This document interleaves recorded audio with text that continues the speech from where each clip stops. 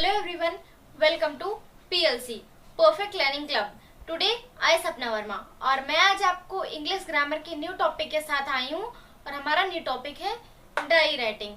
So let's start. तो diary writing में सबसे हम लोग पहले पढ़ेंगे what is diary writing. What is diary writing. उसके बाद हम लोग पढ़ेंगे फॉर्मेट. फिर एक एग्जाम्पल लेके हम लोग समझेंगे. और अगर हम लोग सिंपली वे में कहें तो diary is also our best friend. So सबसे पहले जानते हैं what is diary writing. Question है हमारा what is a diary writing.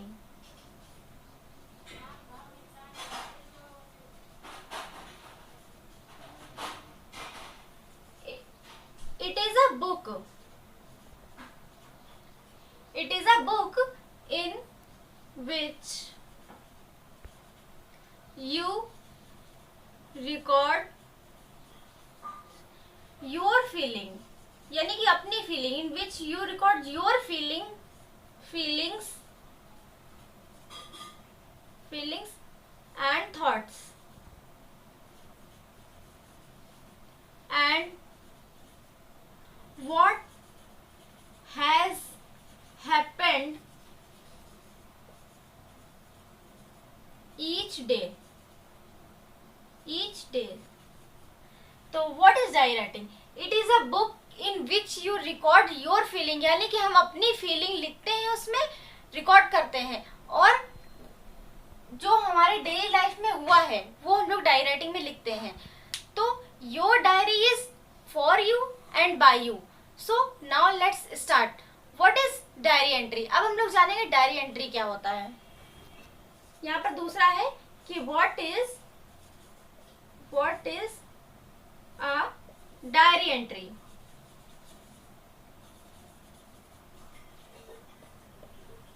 तो अब जानते हैं डायरी एंट्री क्या होती है. Answer.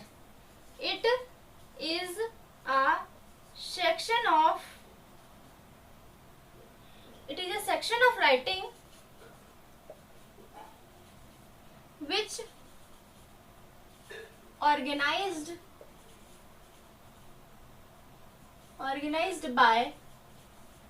by date, day and time. तो what is diary entry? It is a section of writing. ये एक सेक्शन है राइटिंग का जो ऑर्गेनाइज्ड होता है डेट, डे एंड टाइम. उसमें हमें डेट, डे एंड टाइम लिखना होता है. सो अब जानते हैं डायरी एंट्री की वर्ड लिमिट क्या होती है. मतलब कि वैसे तो आपकी diary as short as long as you want, जितना आप चाहते हैं उसको जितना छोटा बड़ा करना चाहते हैं वो कर सकते हैं. But for exam purpose the word limit is given 100 to 150 words और एग्जाम लिमिट सिर्फ 100 to 150 वर्ड्स की होती है. ओके. तो डायरी राइटिंग जो एग्जाम में आती है वो 8 मार्क्स की आती है. तो 8 मार्क्स में सबसे पहले फॉर्मेट डायरी राइटिंग का होता है 2 मार्क्स का. उसके बाद बॉडी और कंटेंट, इसके 3 मार्क्स होते हैं. फॉर्मेट, बॉडी और एक्यूरेसी के भी 3 मार्क्स होते हैं. तो हो गए पूरे टोटल 8 मार्क्स. तो अब जानते हैं डायरी राइटिंग का प्रॉपर वे क्या होता है. पहले जानते हैं कि फॉर्मेट कैसे लिखा जाता है. पहले आती है कि डेट. पहले डायरी राइटिंग में हम लोग सबसे पहले लिखते हैं डेट, उसके बाद लिखते हैं डे, देन उसके बाद टाइम के बाद लिखने के बाद टाइम एक्चुअली पोस्ट इवनिंग और नाइट होता है. मतलब कि टाइम हमेशा पीएम में लिखा जाता है क्योंकि जब हम लोग का डे एंड होता है सब लोग तभी डायरी लिखते हैं और तभी डायरी लिखनी भी चाहिए. सो अब एक लाइन छोड़ के सैल्यूटेशन सैल्यूटेशन, सैल्यूटेशन में क्या लिखना है? Dear diary, dear diary.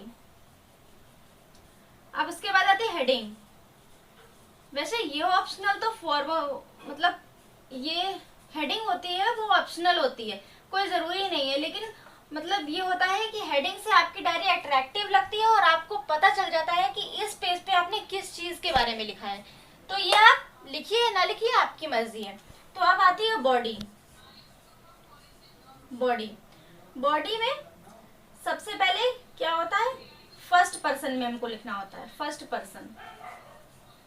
Diary हमेशा फर्स्ट पर्सन में लिखी जाती है, मतलब आई, मी, माई सेल्फ यूज होता है, मतलब हम लोग अपने लिए लिख रहे हैं। उसके बाद आता है टेंसेज। टेंसेज में simple past, simple past use होता है, प्रेजेंट परफेक्ट यूज होता है, प्रेजेंट परफेक्ट, और फ्यूचर यूज होता है। हमेशा ध्यान रखना है कि डायरी हमेशा फर्स्ट पर्सन में लिखी होती है, आई, मी, माई सेल्फ। उसके बाद टेंसेज में सिंपल पास्ट, प्रेजेंट परफेक्ट और फ्यूचर में हमें लिखना होता है। सो सबसे पहले इंट्रोडक्शन। बॉडी में हम लोग क्या लिखते हैं? इंट्रो। इंट्रोडक्शन में आपको लिखना होगा वेदर। वैसे तो वो आपका मन, इंट्रोडक्शन में आप क्या लिखे? Weather, feelings. अब देखिए वेदर क्या होता है, जैसे हम लोग लिखते हैं डायरी एंट्री में पहले स्टार्ट करने पे, it was a sunny day, it was a bright day, it was a cold night. तो हम लोग वेदर लिखना है कि इस टाइम पे वेदर क्या होता है। उसके बाद फीलिंग्स। अब कोई जरूरी तो नहीं है कि फीलिंग्स सिर्फ इंसान की पॉजिटिव होती है, नेगेटिव भी होती है, डाउन भी होती है, डम भी होती है, सैड भी होती है। तो उसके बाद अब इंट्रोडक्शन में वेदर, फीलिंग्स और भी बहुत सारी चीजें होती हैं जो आप इंट्रोडक्शन में लिख सकते हैं। सो अब आता है कंटेंट, यानी कि बॉडी। बॉडी तो है ये कंटेंट। कंटेंट में लिखना है तो द इवेंट और द इंसिडेंट्स, यानी कि आप किसी पार्टी में गए हैं तो उसको इवेंट कहेंगे, किसी पार्टी फंक्शन में गए हैं तो उसे इवेंट कहेंगे। इंसिडेंट्स, जैसे कोई इंसिडेंट्स आपके साथ हुआ कि आपका 10 साल पुराना फ्रेंड मिल गया तो ये इंसिडेंट्स हो गया, और कोई एक्सीडेंट हो गया तो ये भी इंसिडेंट्स हो गया। उसके बाद आप लिखते हैं एक्यूरेसी और कंक्लूजन। कंक्लूजन, कंक्लूजन में वही लिखा जाता है फ्यूचर प्लानिंग आपकी क्या है। एक्यूरेसी में भी वही सब लिखा जाता है कि फ्यूचर प्लानिंग क्या है, फ्यूचर के आपके एक्शंस क्या होंगे, ये सब लिखा जाता है। सो अब यहाँ तक तो खत्म हो गया। अब हम लोग एक एग्जाम्पल लेके जानेंगे कि डायरी एंट्री सही प्रॉपर में कैसे लिखी जाती है। तो अब एग्जाम्पल लेके समझते हैं। एग्जाम्पल, हम अपनी डेली लाइफ का एक एग्जाम्पल ले लेते हैं। Right a diary entry how COVID-19 during lockdown days gone spent। तो मतलब कि कोविड-19 में हम लोगों ने लॉकडाउन में कैसे अपने मतलब दिन बिताए, तो उस पर हम लोग को लिखना होगा डायरी। तो डायरी क्या लिखेंगे? पहले हम लोग डेट लिखेंगे, जनवरी 29, और जो भी सन है, जो भी मतलब कि ईयर है वो लिख देंगे। उसके बाद हम लोग लिख देंगे डे, डेट, डे, फिर डे कोई भी लिख देंगे जो डेट होता है, वेडनेसडे, थर्सडे, बट डेज की स्पेलिंग हम लोग फुल लिखेंगे। फिर टाइम, टाइम, टाइम आप जैसे रात में लिख रहे हैं 10 PM पे तो टाइम लिख देंगे। उसके बाद एक लाइन जब छोड़ेंगे तो सैल्यूटेशन पे डियर डायरी लिखेंगे। इस पे मैं हेडिंग नहीं लिख रही हूँ। तो यहाँ तक करने के बाद एक लाइन छोड़ के हम लोग फिर कंटेंट लिखेंगे। कंटेंट मैंने पहले ही लिख दिया है क्योंकि सो ज्यादा टाइम वेस्ट होता, तो बस कंटेंट को जान लेते हैं कैसे लिखना है। सो मैंने लिखा है Covid has become a big problem, यानी कि वैसे भी लाइफ में कोविड बहुत बिग प्रॉब्लम्स तो सबके लाइफ में बनी चुकी हैं।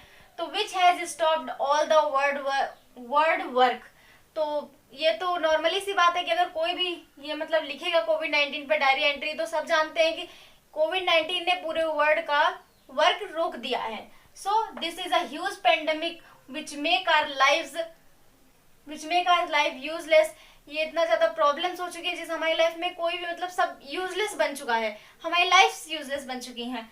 उसके बाद only way to avoid this pandemic, हम लोग जैसे लिखेंगे कि हम लोग अपने मतलब फीलिंग एक्सप्रेस कर रहे हैं ना डायरी को, तो हम लोग लिख सकते हैं कि सिर्फ एक ही वे है कि हम लोग घर में, लॉकडाउन ही एक वे है जिससे हम लोग ये प्रॉब्लम्स को रोक सकते हैं। तो people of the world facing their home, it also lives only inside house. तो सब लोग मतलब अपने हाउस में रहते हैं, और हम अगर अपने बारे में कुछ लिखेंगे तो लिख देंगे I also live in my house only, so because I am not allowed to go outside. और रियली सी बात है कि सारे पेरेंट्स अपने बच्चों को नहीं बाहर जाने देते, तो हम लोग अपनी डायरी में लिख सकते हैं कि I am also not allowed to go outside. It isn't fascinating and effect physically and mental health. ये कोई वैसे तो फिजिकली और मेंटली हेल्थ पे इफेक्ट नहीं कर रहा है कोविड-19 घर में रहने से, बट लेकिन it also involve studies and sports. हम लोग घर में स्टडीज भी कर सकते हैं और स्पोर्ट्स भी खेल सकते हैं।